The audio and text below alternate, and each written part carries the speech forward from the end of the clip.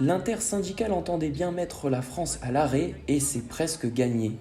Pour ce sixième acte de mobilisation contre la réforme des retraites ce mardi, la CGT a recensé 245 000 personnes à Marseille.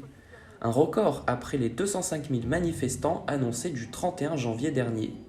De son côté, la préfecture de police a annoncé quelques 30 000 personnes. Au milieu des fumigènes et des pancartes, dans une ambiance réchauffée par la musique et le soleil, nombreuses furent les revendications à l'encontre du gouvernement. Une occasion toute trouvée par Jean-Luc Mélenchon pour évoquer l'inflation. J'ose à peine le dire, en septembre 2021, on bloque les prix de manière à éviter que la contagion de l'inflation se réponde dans tous les compartiments. Bon, vous voyez bien aujourd'hui que, en gros, l'alimentation, l'augmentation moyenne est au-delà des 10% à présent.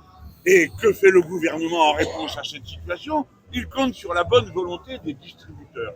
Ceux qui sont les principaux responsables, ce sont les industriels. J'ai bien dit les industriels et pas les paysans de l'agroalimentaire. Car les augmentations de salaire ne pèsent que pour 1% du total de l'augmentation des prix de l'alimentation. Tandis que le profit supplémentaire que fait l'agroalimentaire, c'est presque 10% de ce total. On voit qu'il y a là une ponction terrible sur la vie quotidienne des gens. Eh bien, il se manifeste une sorte de confrontation générale entre capital et travail dans ce pays. Qui aura le dernier mot? Voilà ce qui se joue en ce moment. L'intérêt général est que le plus grand nombre puisse vivre une vie digne. Selon le leader de la France insoumise, un référendum pourrait s'avérer judicieux afin de débloquer la situation. Un avis partagé par Régis, retraité. Le référendum, certes, mais la voix populaire, personne ne l'écoute. Ça ne m'intéresse pas. Les 10-49-3 actionnés par la première ministre Elisabeth Borne et son gouvernement ont eu du mal à passer auprès de France, déléguée syndicale à la force ouvrière dans les Bouches-du-Rhône. Si on fait rien, ils ont l'impression qu'ils peuvent faire passer ce qu'ils veulent sans notre avis.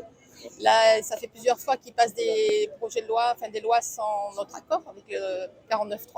Donc celle-là, il ne faut pas qu'elle passe. La solution, elle est plutôt à faire travailler les jeunes qu'à faire continuer les personnes. On est dans une société où quand même on travaille plus que 35 heures par semaine, au lieu de 39 ou 40 nos parents. Il y a des acquis qui ont été faits, la solidarité est là. Si les jeunes travaillent, si on leur accorde un salaire correct, je pense qu'au bout du compte, le partage se fera aussi. Les jeunes, justement, ont été incités à manifester après un tweet du député LFI Louis Boyard. Le message est passé auprès de Clara, lycéenne de 16 ans. Oui, j'avais entendu l'appel de Louis Boyard, mais après, je pensais venir déjà avant et j'étais venue déjà avant. Mais ouais, je pense que LFI, quoi qu'on en dise, ils font un bon travail de communication quand même. Plus tôt dans la matinée ce mardi, des blocus ont eu lieu devant des lycées et notamment à Thiers, dans le 1er arrondissement de Marseille.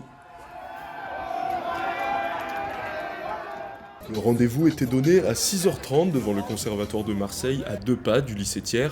Sur place, pas de perte de temps, les jeunes s'organisent. Bloqués en même temps. La fin de l'entrée du bain, il va falloir aller chercher d'autres poubelles aussi en bas, vu qu'il y en a encore en bas, vu qu'on a pris. Venez écouter. Pour bloquer l'entrée du lycée, les participants s'équipent. Pour ça, ils se saisissent de tout le mobilier urbain qui se trouve sur leur passage. Pour eux, l'objectif est clair.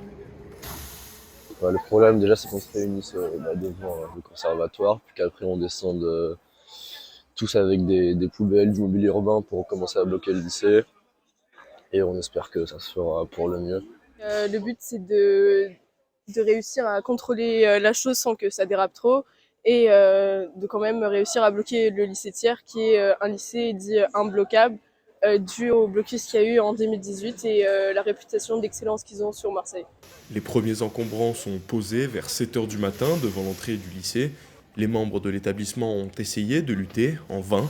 À peine quelques minutes après le début du blocus, les forces de l'ordre sont arrivées sur place. Simplement venus pour surveiller, ils n'avaient pas l'intention de faire évacuer les lieux. Malgré leur blocus, les lycéens laissaient passer les étudiants en classe préparatoire pour ne pas les pénaliser dans leurs études. Les autres élèves du lycée Thiers essayaient, eux, de passer en force. Ça fait 10 ans qu'ils bossent, les crétins!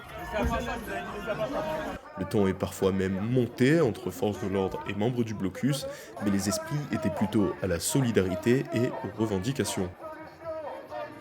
Tout le monde y est confronté. une distance plus ou moins longue, étant donné que nos parents, nos professeurs, nos chers, nos proches, eux en sont plus proches. Et là où eux se sont battus pour nous, pour nos réformes du bac, nos réformes de Parcoursup, les réformes des bacs pro, les réformes des bacs techno, je trouve que c'est normal de notre part de nous impliquer dans cette lutte-là aussi. Bah déjà, il y a la réforme des retraites qui est injuste, c'est-à-dire que nous, quand on voit quand on a 16, 17, 18 ans, pour 14, 15 pour certains qui sont là, quand on voit que nos parents ils vont travailler jusqu'à 64 ans et que même nous, ça veut dire qu'on va travailler encore plus tard, c'est complètement inacceptable. Et quand on voit que le gouvernement n'écoute jamais la jeunesse et que la jeunesse commence de plus en plus à se mobiliser, c'est qu'il y a un problème dans cette réforme et que il faudrait vraiment changer quelque chose. On est directement touché par cette réforme. Déjà quand on voit nos parents qui rentrent fatigués du boulot et on se dit qu'ils ne pourraient pas continuer 2 ans de plus, mais aussi nous directement quand on va rentrer dans la vie active, c'est-à-dire dans seulement quelques années, on ne se rend pas compte que c'est très proche. Plus l'heure avançait, moins les étudiants rentraient dans le lycée, se bloquer devant leur établissement était comme résigné. Je pense que ça sert à rien, on m'a déjà dit que de toute façon ça ne servait à rien d'entrer, que les CPE même eux ne nous laissent pas rentrer. Alors allez savoir pourquoi, mais bon, c'est comme ça, je viendrai demain. Bah oui, encore une fois, j'ai le bac, c'est pas quelque chose d'anodin, c'est quelque chose c'est un grand tournant dans mon avenir, et puis bon, admettons que bon, c'est une journée d'accord, mais même c'est le principe qui me dérange, je ne veux pas aller en cours quand même. C'est à 8h du matin que le blocus a pris fin, quand les cours ont été annulés et les portes du lycée totalement fermées. Une victoire pour les membres du blocus. Si le lycée peut l'arrêter, c'est génial parce que du coup ça fait qu'on n'a plus à bloquer. Maintenant ça devient juste une simple manifestation lycéenne en fait. C'est un point de rassemblement avant la manif au Vieux-Port. Et aussi parce que même si c'est vrai que bloquer un lycée c'est un peu ça ennuie des gens, je trouve que c'est important et que c'est un signal fort,